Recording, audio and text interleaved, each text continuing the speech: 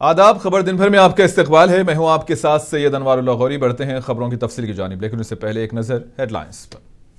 सुर्खियों को पेश करने में ताउन किया है डॉक्टर ऑर्थो ऑयल के साथ साथ डॉक्टर ऑर्थो कैप्सूल्स साथ लेना ना भूलें।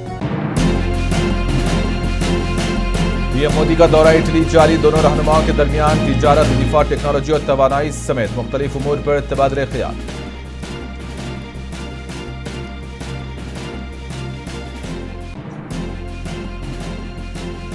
मोदी ने वजीर आजम इटली को हिंदुस्तान के दौरे की दी दावत। हिंद इटली ताल्लुकात की 80वीं सालगिरह, सकाफत का होगा साल, मोदी का तासुब।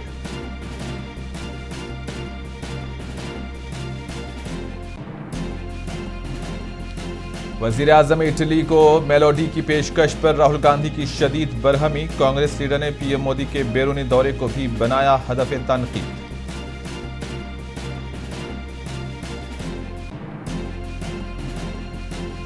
अमेरिकी सेनेट में सदर ट्रंप को लगा बड़ा झटका। ट्रंप के जंगी इख्तियारात को महदूद करने वाली करारदाद मंजूर।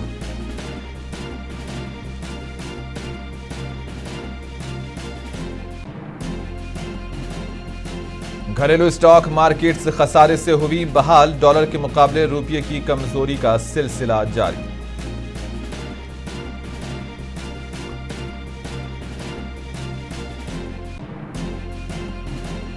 लखनऊ सुपर जॉयंट्स का पंजाब किंग्स से होगा आखिरी लीग मैच। मुकाबले से कबल एलएसजी की टीम पहुंची लखनऊ।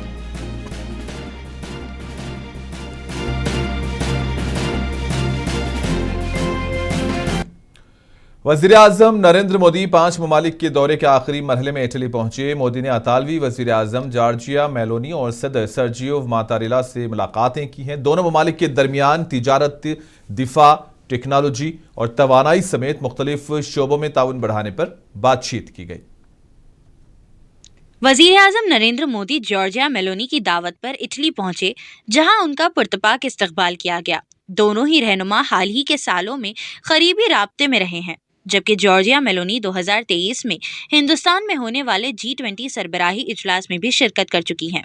वजीर आजम मोदी ने अपनी हममनसब से मुलाकात में हिंदुस्तान इटली स्ट्रैटेजिक पार्टनरशिप का जायजा लिया। इस दौरान दिफाई पैदावार, साफ एनर्जी, आर्टिफिशियल इंटेलिजेंस, सेमीकंडक्टर और डिजिटल टेक्नोलॉजी के शोबों में ताउन बढ़ाने पर गुफ्तगू की गई। दोनों रहनुमाओं ने मशरिक़ वस्ता और यूरोप की सूरत हाल समेत आलमी अमन और सलामती के उमूर पर भी तबादला ख्याल किया और यूरोप के साथ ताल्लुकात मजबूत बनाने में इटली के किरदार को अहम करार दिया। मेलोनी ने मोदी की जानिब से तोहफे में दी गई मेलोडी टॉफियों पर उनका शुक्रिया अदा किया, जिसके बाद सोशल मीडिया पर दोनों रहनुमाओं से जुड़ा मशहूर मेलोडी लफ्जी मजाक एक बार फिर जिंदा हो गया। बुध के रोज अपलोड की गई इस वीडियो में नरेंद्र मोदी भी मौजूद थे, जहां मेलोनी ने मजाहिया अंदाज में मेलोडी टॉफी का जिक्र किया तो मोदी हंस पड़े। मेलोडी, जो मोदी और मेलोनी के नामों को मिलाकर बनाया गया है। Prime Minister Modi brought us a gift, a very, very good toffee. Melody. पहली बार मेलोनी ने ही 2023 में दुबई में होने वाली COP28 कॉन्फ्रेंस के दौरान इस्तेमाल किया था। बाद अज़ान आलमी तकरीबात में दोनों रहनुमाओं के खुशगवार ताल्लुकात और दोस्ताना मुलाकातों के बाद ये हैशटैग सोशल मीडिया पर वायरल हो गया। इसी दौरान मोदी ने इटली के सदर सर्जियो मैट्रेला से भी मुलाकात की। इस मुलाकात में सकाफती राब्तों, तालीमी ताउन, रिसर्च, मौसमी तब्दीली और अवामी सतह पर ताल्लुकात के फ़रोग़ पर बातचीत हुई। इटालियन सदर ने हिंदुस्तान और इटली के दरमियान बढ़ते हुए ताल्लुकात का खैर मकदम करते हुए जमहूरी अक़दार और आलमी इश्तिकाम के लिए मुश्तरका कोशिशों की अहमियत पर जोर दिया। हिंदुस्तान और इटली ने इस अज़्म का इजहार किया है कि दोनों ममालिक आने वाले बरसों में अपने ताल्लुकात को मज़ीद वुसाअत देंगे, ताकि बदलती हुई आलमी सूरत हाल में मुश्तरका मफादात का बेहतर तहफ़्फ़ुज़ मुमकिन बनाया जा सके। ब्यूरो रिपोर्ट, मुनसिफ टीवी। वज़ीर आज़म नरेंद्र मोदी अपने 5 ममालिक के दौरे के आखिरी मरहले में इटली पहुंचे। इटली पहुंचने पर पीएम मेलोनी ने उनका शानदार इस्तकबाल किया था। दोनों ममालिक के वज़राए आज़म ने आज एक मुश्तरका प्रेस कॉन्फ्रेंस की। इस मौके पर वज़ीर आज़म मोदी ने अतालवी वज़ीर आज़म मेलोनी को हिंदुस्तान के दौरे की दावत देते हुए कहा कि आइंदा साल हिंदुस्तान इटली ताल्लुकात की 80वीं सालगिरह के मौके पर सखाफत का साल होगा। वज़ीर आज़म ने कहा कि हिंद अतालवी रिश्ता सिर्फ सिफारतकारी नहीं बल्कि सखाफत और तारीखी है। इन्होंने कहा कि इससे हमारे मजबूत ताल्लुकात को ताकत मिलेगी। इसके अलावा इटली में रहने वाले हिंदुस्तानी शहरियों की देखभाल के लिए वजीर आजम मेलोनी और मुकामी लोगों का मैं शुक्रिया अदा करता हूं। हमारा रिश्ता केवल डिप्लोमेसी का नहीं, साझी धरोहर का है। अगले वर्ष भारत और इटली के संबंधों की 80वीं एनिवर्सरी के उपलक्ष्य में ईयर ऑफ कल्चर मनाया जाएगा। इससे हमारे सांस्कृतिक संबंधों को और ताकत मिलेगी। इटली में बड़ी संख्या में रह रहे भारतीय मूल के लोग हमारे संबंधों की जीवंत कड़ी है। उनकी देखरेख के लिए प्राइम मिनिस्टर मेलोनी और इटली के लोगों का मैं हृदय से धन्यवाद करता हूं। 3 साल पहले किए गए migration and mobility partnership agreement से दोनों देशों के लोगों के बीच आवाजाही बढ़ी है। हम यह विन विन सहयोग जारी रखेंगे। हिंदुस्तान और इटली ने अपने दोतरफा ताल्लुकात में एक नए सुनहरे बाब का आगाज किया। वजीर आजम मोदी के इटली के पहले दोतरफा दौरे के दौरान दोनों ममालिक ने अपने ताल्लुकात को आला तरीन सतह पर पहुंचाया और रोम में मुनक्किद होने वाली इस तारीखी छोटी कॉन्फ्रेंस के दौरान इटली के वजीर आजम जॉर्जिया मेलोनी ने पीएम मोदी का गर्मजोशी से इस्तकबाल किया। मेलोनी ने कहा कि 2000 के बाद किसी हिंदुस्तानी वजीर आजम का इटली का यह पहला दोतरफा दौरा है। इन्होंने कहा कि पूरे 26 साल बाद ये दौरा दोनों ममालिक के दरमियान खलीज को खत्म करेगा और ताल्लुकात में नई तवानाई डालेगा। दोतरफा मुज़ाकरात के बाद एक मुश्तरका प्रेस बयान में वजीर आजम मेलोनी ने इख्तिसादी ताउन को नई बुलंदियों तक ले जाने के अज़्म का इजहार किया। इन्होंने कहा कि दोतरफा तिजारत को मौजूदा 14 बिलियन यूरो से 2029 तक 20 बिलियन यूरो तक बढ़ाना है। My friend Narendra Modi has been leading India since 2014. But today, this is his first bilateral mission to Italy. The last visit of an Indian Prime Minister on a bilateral mission prior to this one dates back to the year 2000, 26 years ago. And today, with this visit, not only are we bridging this gap, but together we have decided to revitalize our relations. This visit is the apex of a path that we have built together with determination to strengthen the ties between ourselves. और इसी दौरान Congress leader और लोकसभा में opposition leader Rahul Gandhi ने वजीर आजम मोदी की जानिब से इटली के वजीर आजम मेलोनी को मेलोडी टॉफी दिए जाने पर शदीद बरहमी का इजहार किया। उत्तर प्रदेश के अमेठी में एक अवामी जलसे से खिताब करते हुए राहुल गांधी ने कहा कि मोदी ने बैरूनी ममालिक जाने से पहले हिंदुस्तानी शहरियों को मशवरा दिया कि वो सोना ना खरीदें, ईंधन बचाने के लिए इलेक्ट्रिक गाड़ियां खरीदें और बैरूनी ममालिक का सफर ना करें। ताहम अगले ही दिन वो 3-4 हज़ार के तैयारे में बैरूनी मुल्क रवाना हुए। और राहुल गांधी ने कहा कि वजीर आजम को हिंदुस्तानी आवाम की फिक्र नहीं है, वो सिर्फ अपने दोस्तों की फिक्र करते हैं।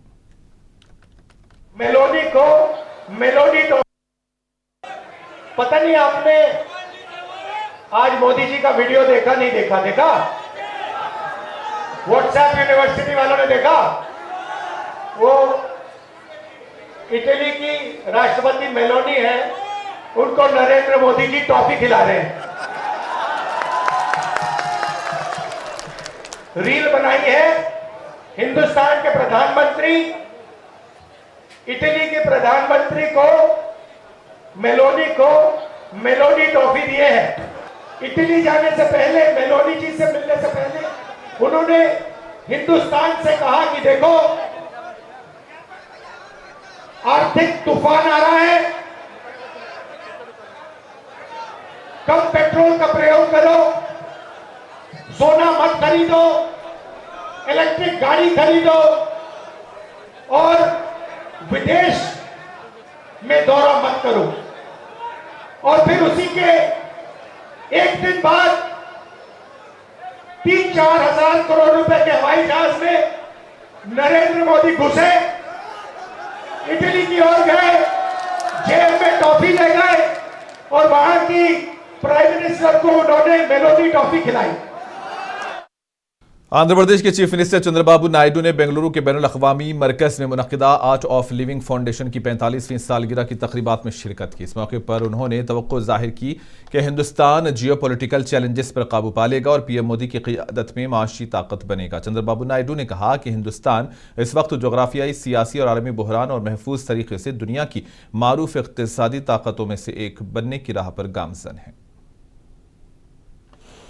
You are all aware, India may soon become the economic power.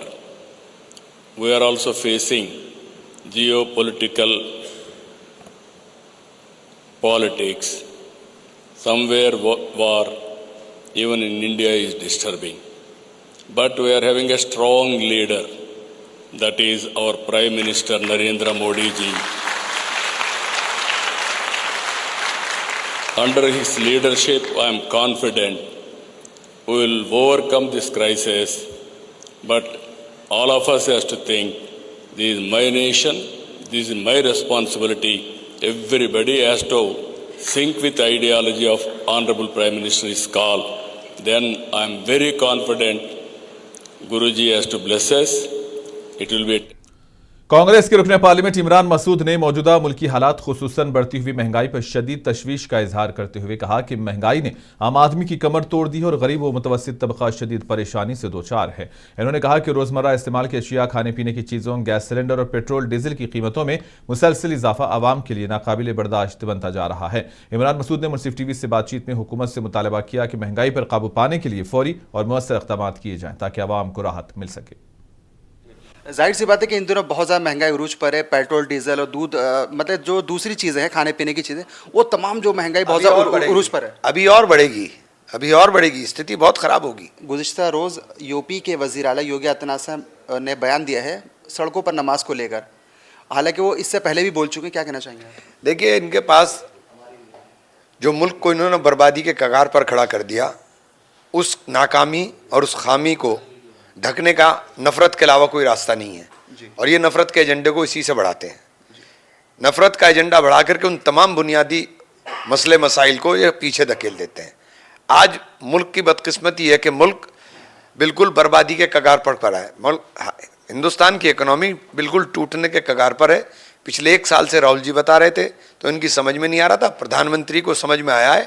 अब वज़ीर आज़म खुद बोल रहे हैं कि हम लोग ऐसे मुकाम पर खड़े हैं कि अगर ये ना संभला तो पिछले सालों की तमाम तर मेहनतें ज़ाया हो जाएंगी। इसी दौरान दिल्ली कांग्रेस ने भी पलंजी गांव में बढ़ती हुई महंगाई के खिलाफ एहतजाज किया। कांग्रेस ने इल्जाम आयद किया कि मरकजी हुकूमत की जानिब से ईंधन की कीमतों में इजाफे की वजह से महंगाई में मजीद इजाफा हो रहा है, जिससे गरीबों की जिंदगी और भी मुश्किल हो गई है। कांग्रेस लीडर अभिषेक दत्त ने कहा कि हुकूमत ने गरीबों का जीना मुश्किल कर दिया है।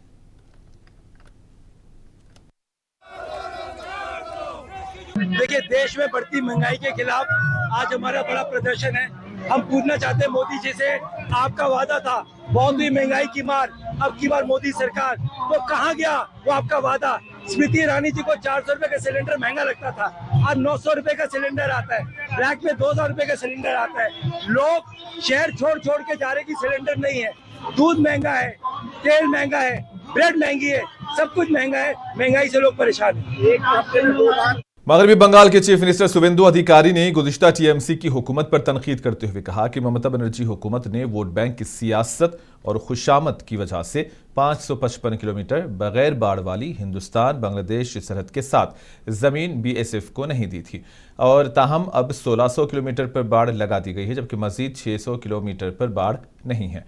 इन्होंने कहा कि हमारी हुकूमत खुशामदी की सियासत नहीं करेगी। ऑनलाइन अद्वियात की फरोख्त के खिलाफ मुल्कगीर हड़ताल के एक हिस्से के तौर पर मुल्क भर में आज मेडिकल की दुकानें बंद रखी गई। ताहम मेडप्लस, अपोलो और जन औषधि के आउटलेट्स के अलावा अस्पतालों से मुंसलिक मेडिकल स्टोर्स ने शहर में अपना काम जारी रखा। वाज़ेह है कि ऑनलाइन ई फार्मेसीज और क्विक कॉमर्स ऐप्स के जरिए अद्वियात की मुबैना फरोख्त के खिलाफ मुल्क भर में एहतजाज किया जा रहा है। इसी दौरान कर्नाटक के वजीर दिनेश गुंडू ने कहा है कि मरकजी हुकूमत को ई फार्मेसी के मामले पर वाज़ेह मौक़िफ़ इख्तियार करना चाहिए। कमजोर आलमी इशारे के दरमियान घरेलू स्टॉक मार्केट्स आज खसारे से बहाल हुई। आखिरी घंटे की खरीदारी और रिलायंस इंडस्ट्रीज के हिस्स में इजाफे पर बंद हुई। अमेरिकी डॉलर के मुकाबले रुपये की कमजोरी और गैर मुल्की सरमायाकारों के ताज़ा इखराज के बावजूद मार्केट का एतमाद बरकरार रहा, जिससे मार्केट मामूली इजाफे के साथ बंद हुई। ब्रेनेट क्रूड आलमी ऑयल इंडेक्स 2% गिरकर $109 फी बैरल पर तिजारत कर रहा है। BSE का 30 हिस्स वाला सेंसेक्स 117 पॉइंट्स बढ़कर 75,318 पर बंद हुआ, जबकि 50 हिस्स वाला NSE निफ्टी 41 पॉइंट्स बढ़कर 23,659 पर बंद हुआ। रिलायंस इंडस्ट्रीज, बजाज फिनसर और Trent limited, InterGlobe aviation limited और एक्सिस बैंक ने सेंसेक्स मार्केट में सबसे ज्यादा फायदा उठाया, जबकि Bharat electronics limited, Tech Mahindra, Airtel limited, Tata steel और हिंदुस्तानी यूनिलीवर सबसे ज्यादा खसारे में रहे। रूसी सदर व्लादिमीर पुतिन 2 रोज़ा दौरे पर चीन पहुंचे और चीनी सदर शी जिनपिंग से मुलाकात की। दोनों कायदीन के दरमियान तवानाई, दिफा और अहम आलमी मामलों पर तफसीली बातचीत हुई। दोनों कायदीन के दरमियान गुज़िश्ता 1 साल में ये दूसरी मुलाकात है। रूसी हमारा डिफेंस प्रोडक्शन जो टोटल होता था 2014 के पहले वो शानदार इस्तकबाल किया गया। उनका ये दौरा रूस और चीन के दरमियान बढ़ती हुई कुर्बत का एक और अहम इशारा समझा जा रहा है। पुतिन का ये दौरा ऐसे वक्त हो रहा है जब यूक्रेन जंग, ईरान कशीदगी और आलमी ताकतों के दरमियान बढ़ती हुई तकसीम ने दुनिया की सियासत को एक नई मोड़ पर ला खड़ा किया है। दोनों कायदीन गुज़िश्ता 1 साल के दौरान दूसरी मर्तबा मुलाकात कर रहे हैं। मुलाकात के दौरान चीनी सदर शी जिनपिंग ने ईरान से मुताल्लिक जारी कशीदगी पर जोर देते हुए कहा कि फौरी और जामी जंगबंदी वक्त की अहम जरूरत है। उनका कहना था कि दोबारा जंग या फौजी कार्रवाई शुरू करना मजीद खतरनाक होगा, जबकि मुज़ाकरात का सिलसिला बरकरार रखना इंतहाई अहम है। चीनी सदर ने इस बात पर भी जोर दिया कि खित्ते में इस्तेहकाम बरकरार रखने के लिए सफारती हल को तरजीह दी जानी चाहिए और दोनों मुमालिक को जिम्मेदार बड़ी ताकतों का किरदार अदा करते हुए बैनुल अक़वामी इंसाफ का तहफ़्फ़ुज़ करना चाहिए। इसके अलावा हर किस्म की धमकियों और तारीख को पीछे धकेलने वाले इक़दामात की मुखालिफत करनी चाहिए। शी पिंग के मुताबिक दोनों मुमालिक ने बराबरी की बुनियाद पर एक दूसरे के साथ बाहमी एहतराम का मुजाहिरा किया है और दो तरफा ताल्लुकात एक नई नुक्ता आगाज में दाखिल हो गए हैं। दोनों मुमालिक ने तिजारत, टेक्नोलॉजी, साइंसी तहकीक समेत मुख्तलिफ शोबों में ताउन के लिए 20 से ज़ायद मुआहिदों पर दस्तखत किए हैं। दोनों रहनुमा 2001 में होने वाले तारीखी treaty of good neighbourliness and friendly cooperation की 25वीं सालगिरह के मौके पर बाहमी ताल्लुकात का जायजा भी लेंगे। ये मुआहिदा रूस और चीन के दरमियान बरसों की नजरियाती कशीदगी और बदएतमादी के बाद ताल्लुकात को नई बुनियाद फराहम करने के लिए किया गया था, जो कि आलमी सियासत में एक मजबूत स्ट्रेटेजिक शराकतदारी की शक्ल इख्तियार करते जा रहे हैं। गाजा के लिए इमदादी सामान ले जाने वाले बहरी इमदादी काफिले फ्लोटिला से ताल्लुक रखने वाले कम से कम 87 कारकुनों को इसराइली फोर्सेस की जानिब से गिरफ्तार कर लिया गया। रिपोर्ट्स के मुताबिक जेर हिरासत कारकुनों ने अपनी गिरफ्तारी, हिरासती हालात और इसराइली कार्रवाई के खिलाफ एहतजाजन भूख हड़ताल शुरू कर दी है। इंसानी हुकूक के इदारों ने इसराइल से मुतालबा किया है कि गिरफ्तार अफराद को फौरी कानूनी और तिब्बी सहूलियात फराहम की जाएँ और उन्हें रिहा किया जाए। उधर दूसरी जानिब इसराइली हुकूमत के एक वजीर अतमार बिन गवीर की जानिब से सोशल मीडिया पर एक वीडियो भी पोस्ट की गई है, जिसमें इमदादी कारकुनों का मजाक उड़ाने और इश्तियाल अंगेज तबसरे करते हुए दिखाया गया। इसराइली वजीर की इस हरकत पर तशवीश का इजहार करते हुए इटली ने सख्त कदम उठाते हुए रोम में मुतय्यन इसराइल के सफीर को वजाहत के लिए तलब किया है। अमेरिकी सीनेट में सदर डोनाल्ड ट्रंप के जंगी इख्तियारात को महदूद करने वाली एक अहम करारदाद मंजूर कर ली गई है। करारदाद का बुनियादी मकसद ये यकीनी बनाना है कि अमेरिकी सदर कांग्रेस की मंजूरी के बगैर ईरान के खिलाफ जंग या किसी बड़ी फौजी कार्रवाई का आगाज न कर सके। अमेरिकी सेनेट ने ट्रंप को बड़ा सियासी धचका दे दिया। अमरीकी सियासत में एक गैर मामूली और तारीखी पेशरफ्त के तहत सेनेट ने ऐसी करारदाद मंजूर कर ली है जिसने सदर डोनाल्ड ट्रंप के ईरान के खिलाफ यकतरफा फौजी कार्रवाई के इख्तियारात को नुमाया हद तक महदूद कर दिया है। ये इक़दाम न सिर्फ ट्रंप इंतजामिया के लिए एक सियासी धचका तस्वुर किया जा रहा है, बल्कि अमरीकी जमहूरी निज़ाम में ताकत के तवाज़ुन की एक अहम मिसाल भी बनकर सामने आया है। ये करारदाद ईरान के खिलाफ मुमकिना फौजी कार्रवाई, खित्ते में अमरीकी अस्करी मौजूदगी और जंगी इख्तियारात के इस्तेमाल से मुताल्लिक थी। इसका बुनियादी मकसद ये यकीनी बनाना है कि अमरीकी सदर कांग्रेस की मंजूरी के बगैर ईरान के खिलाफ जंग या किसी बड़ी फौजी कार्रवाई का आगाज ना कर सकें। करारदाद के हक में 50 जबकि मुखालिफत में 47 वोट पड़े। लेकिन सबसे ज्यादा हैरानकुन पहलू ये था कि सदर ट्रंप की अपनी जमात रिपब्लिकन पार्टी के 4 सेनेटर्स ने पार्टी पॉलिसी से बगावत करते हुए डेमोक्रेट्स का साथ दिया। Republican senators Susan Collins, Lisa मर्काउस्की, Rand Paul और बिल कैसिडी ने करारदाद के हक में वोट देकर वाज़िया पैगाम दिया कि ईरान के मामले पर ट्रंप की पॉलिसी से उनकी जमात के अंदर भी मुकम्मल इत्तेफाक राय मौजूद नहीं। सियासी मुबस्सिरीन के मुताबिक ये महज एक पार्लिमानी वोटिंग नहीं बल्कि सदर की जंगी इख्तियारात पर खुली आईनी बहस का इजहार है। अमेरिका और ईरान के दरमियान जारी कशीदगी के दौरान अमेरिकी फौज को भारी नुकसान उठाने का दावा सामने आया है। कांग्रेसनल रिसर्च सर्विस की एक रिपोर्ट के मुताबिक ईरान के खिलाफ शुरू किए गए ऑपरेशन एपिक फ्यूरी में अमेरिकी फिजाइया के दर्जनों तैयारे और ड्रोन तबाह या शदीद मुतासर हुए हैं। देखिए हमारी ये खास रिपोर्ट और हमें दें इजाजत। आदाब। 28 फरवरी को जब अमेरिका ने ईरान पर हमलों का आगाज किया और इन हमलों में जब सुप्रीम लीडर अली खामनाई की मौत हुई तो अमेरिका पुरुम्मीद था कि उसे बड़ी आसानी से ईरान का कंट्रोल हासिल हो जाएगा। लेकिन जंग के 82 दिनों के बाद भी अमेरिका अपना मकसद हासिल न कर सका, बल्कि इसके बरक्स उसे काफी फौजी नुकसान उठाना पड़ा। ईरान पर मुकम्मल कंट्रोल के लिए एपिक फ्यूरी के नाम से जो फौजी ऑपरेशन शुरू हुआ तो ईरान को अमेरिका और इसराइल के हमलों की मार झेलनी पड़ी। लेकिन अमेरिका भी नुकसान से बच नहीं पाया। ईरान जंग से मुताल्लिक एक ऐसी रिपोर्ट सामने आई है जिसने आलमी सतह पर नई बहस छेड़ दी है। अमेरिकी पार्लियामेंट की एक रिपोर्ट में दावा किया गया है कि ईरान के खिलाफ 40 दिनों तक जारी रहने वाली फौजी मुहिम के दौरान अमेरिका के मजमूई तौर पर 42 तैयारे या तो तबाह हो गए या उन्हें बुरी तरह नुकसान पहुंचा है। कांग्रेशनल रिसर्च सर्विस की जानिब से जारी की गई रिपोर्ट में कहा गया है कि मुतासिर होने वाले तैयारों में जदीद जंगी तैयारी भी शामिल हैं। इनमें 4 F-15E स्ट्राइक ईगल, एक F-35A लाइटनिंग 2 और एक E-10 थंडरबोल्ट तैयारा शामिल है। इसके अलावा 7 KC-135 strato tanker air refuelling तैयारी, एक E-3 सेंट्री आवाक्स, 2 MC-130J कमांडो 2 और एक HX-60W जॉली ग्रीन 2 हेलीकॉप्टर भी नुकसान का शिकार होने का दावा किया गया है। रिपोर्ट के मुताबिक अमेरिका को ड्रोन्स के शोबे में भी बड़ा नुकसान उठाना पड़ा, जहां 24 MQ-9 रीपर ड्रोन्स और एक MQ-4C ट्राइटन ड्रोन तबाह या मुतासिर हुआ। CRS ने वाजे किया है कि नुकसानात अभी बढ़ सकते हैं क्योंकि बाज मालूमात अब भी खुफिया रखी गई हैं।